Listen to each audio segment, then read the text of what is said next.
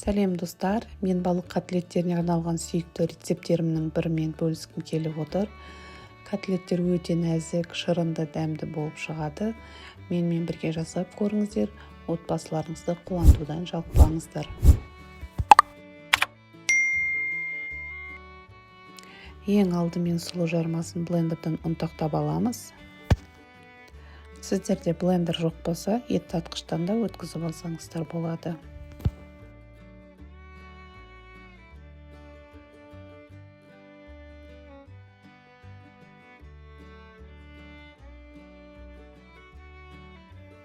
Туралған пиязымызды да блендерден өткізіп аламыз.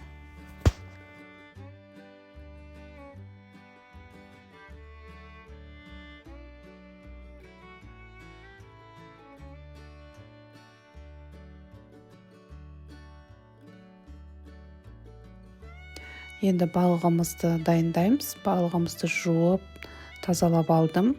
Енді балығымыздың етін сыпырып алуымыз керек.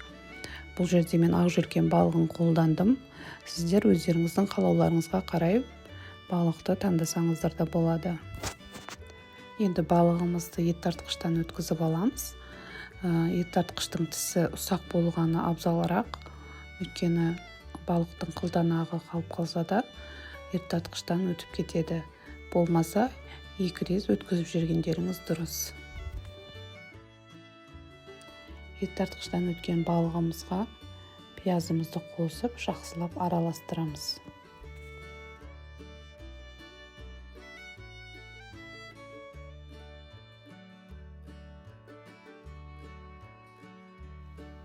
Енді блендерда ұнтақталған сұлы жармасын саламыз.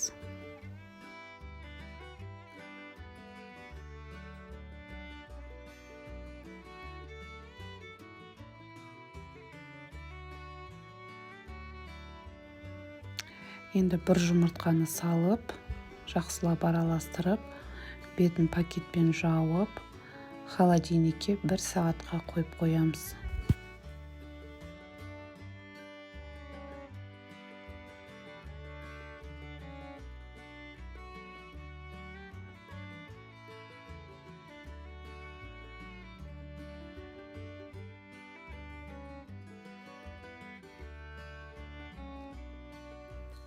Бір сағат өтті. Қара бұрышын, тұзын, қаймағын салып, жақсылап араластырамыз.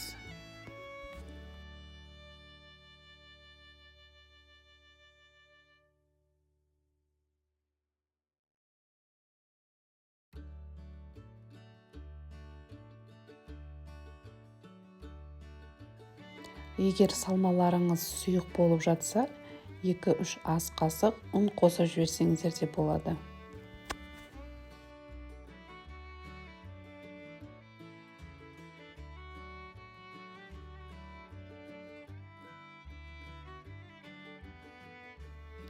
Салмасы дайын болды. Енді балық котлеттерін жасап аламыз.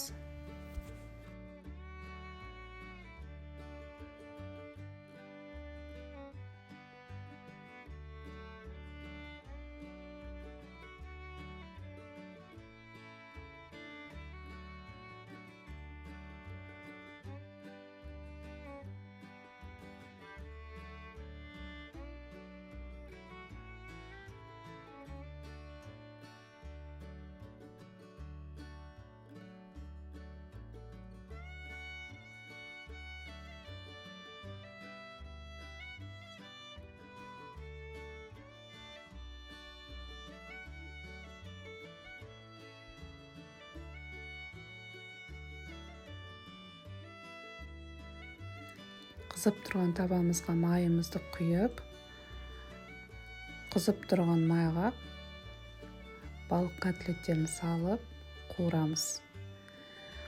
Асты қызарғанша балығымызды аудармаймыз. Асты қып-қызыл болғаннан кейін, бірақ екінші бетіне аударамыз. Өйткені асты қызармай жатып екінші бетіне ауыстырсаңыз, балықтарыңыз шашылып кетуі мүмкін.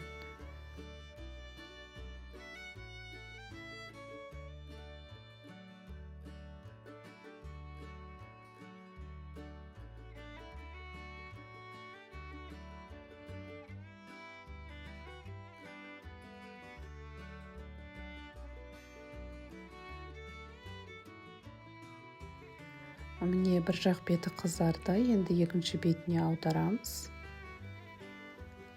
Екінші беті қызарғаннан кейін бетін жауып 5-10 минутқа буда пісіріп аламыз.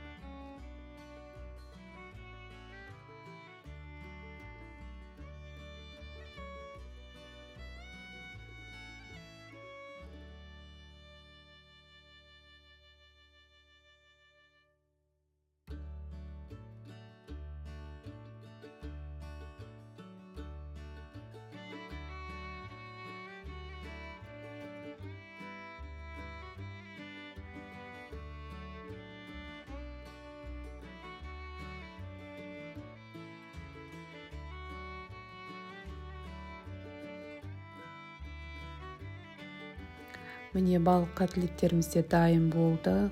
Нәзік, шырынды, өте дәмді болып шығады.